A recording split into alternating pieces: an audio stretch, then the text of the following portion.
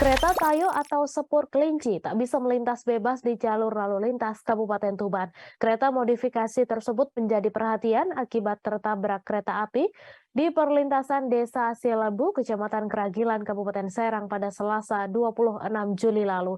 Sebanyak 9 orang penumpang dilaporkan meninggal dunia atas kejadian tersebut.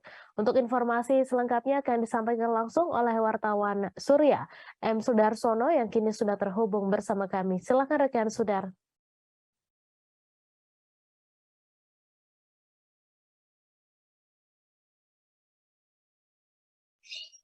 Halo Mei, Satlantas Polres Tuban kini telah memberikan atensi terhadap kereta Tayo yang selama ini masih melintas di jalur Pantura, mulai dilakukan sosialisasi hingga penindakan.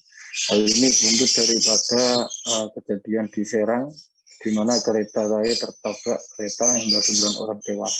Dalam penindakan ini, pihak Satlantas telah melakukan sosialisasi di wilayah Pantura khususnya mulai dari Palang hingga Banjar, di mana di daerah itu selain kereta Tayo juga ada bentor, sosa dan lain-lain, di mana kendaraan penumpang yang harusnya kendaraan barang seharusnya digunakan untuk barang, namun digunakan untuk mengangkut manusia juga. Dari hal ini pihak Satlantas melakukan sosialisasi agar kendaraan tersebut tidak dipergunakan untuk mengangkut penumpang.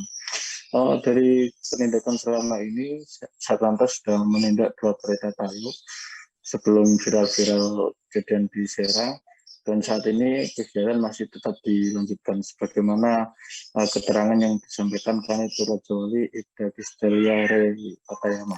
Gitu, Mas. Jangan lupa subscribe, share, komen, dan like ya.